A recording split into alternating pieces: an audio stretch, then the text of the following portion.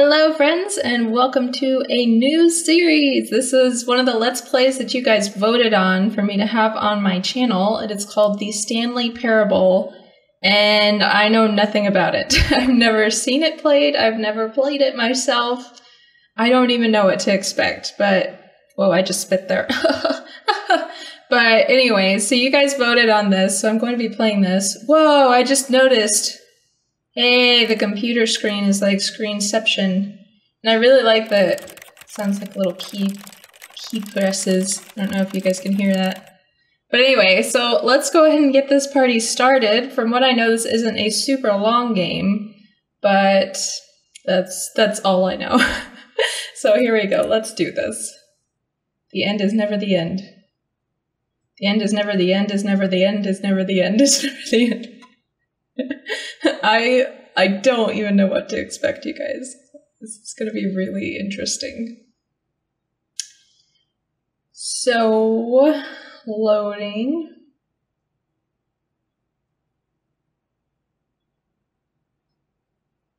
I don't even have anything to say because, like, I don't know anything about this game.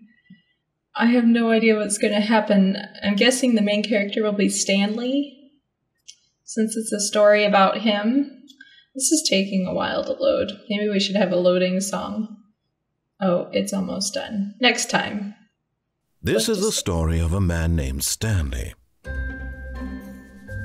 Stanley worked for a company in a big building where he was employee number 427. Employee number 427's job was simple.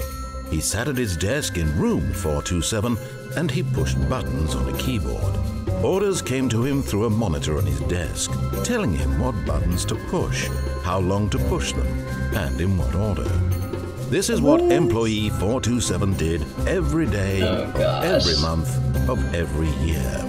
And although others might have considered it soul-rending, Stanley relished every moment that the orders came in, as though he had been made exactly for this job. And Stanley was happy. Well, some people are easier to please than others. And I'm pretty sure I would go something numb. very peculiar happened.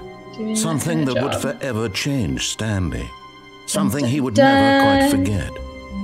He had been at his desk for nearly an hour when he realized that not one single order had arrived on the monitor for him to follow. No one had showed up to give him instructions, call a meeting, or even say hi.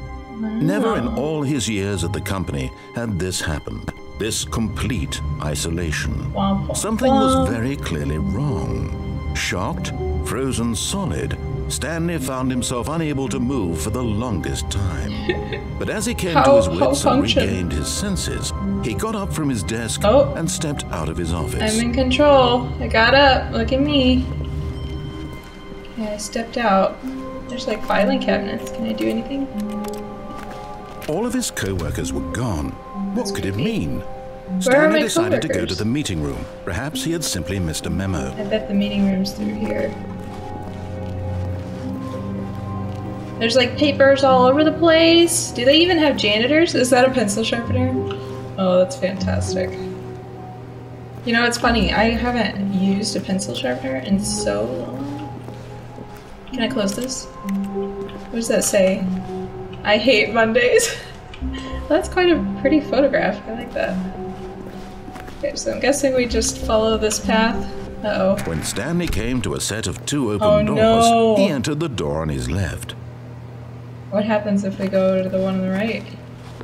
This was not the correct way to the meeting room, and Stanley knew it perfectly well. Perhaps he wanted to stop by the employee lounge first, just to admire it. Oh no, I think this is the one where they predict that we're not going to listen. It's like a choose your own adventure.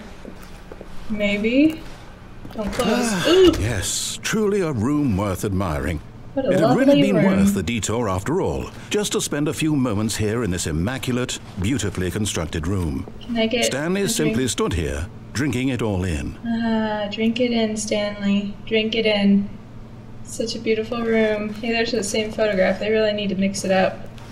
Yes, really. But eager to get back to business, Stanley took the first open door on his left. Oh no, do we listen?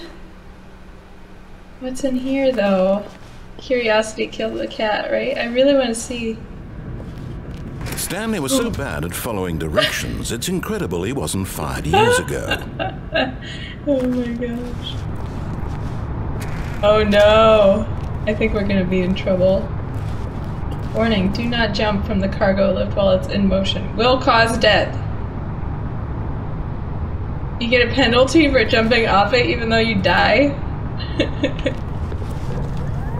Look, Stanley, I think perhaps we've gotten off on the wrong foot here. No. I'm not your enemy, really, I'm not. I realize that investing your trust in someone else can be difficult, but the fact is that the story has been about nothing but you all this time. I know, and now I'm taking control of the story. Stanley, someone you've forgotten about.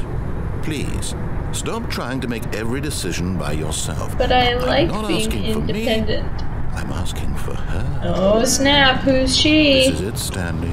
Your chance to redeem yourself. To put your work aside. To let her back into your life. She's been waiting. It's really dark in there. Is this a scary game? I hope this isn't a scary game. It's so dark. Oh my gosh. There's a phone. That's her, Stanley. You need to be the one to do this. Oh my gosh. To reach out to her. If you can truly place your faith in another, then pick up the phone. I can do it. Picked it up. This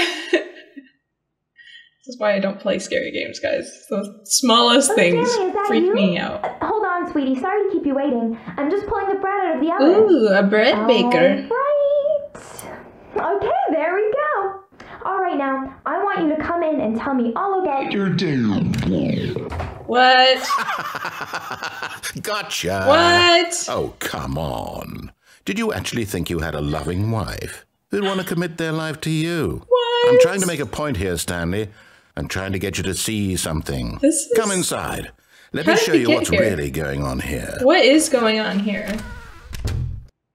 This is a very sad story about the death of a man named Stanley. No, I'm gonna die? Oh no. Stanley is quite a boring fellow. He has a job that demands nothing of him, and every button that he pushes is a reminder of the inconsequential nature of his existence. Oh my gosh. Look at him there, pushing buttons, doing exactly what he's told to do. I know. Now he's pushing a button. Now he's eating lunch. Now he's going home. Now he's coming back to work. But I don't want to die. One might even feel sorry for him, except that he's chosen this life. But in his mind, in his mind, he can go on fantastic adventures. Yes, I can. I can go anywhere I want. Stanley dreamed of wild expeditions into the unknown, fantastic discoveries of new lands. It was wonderful. And each day that he returned to work was a reminder that none of it would ever happen to him. Press Z to watch TV. I don't see a TV, but okay. And so he began to fantasize about his own job. First, he imagined that one day while at work, he stepped up from his desk to realize that all of his co-workers, his boss, everyone in the building had suddenly vanished off the face of the earth. The thought excited him terribly.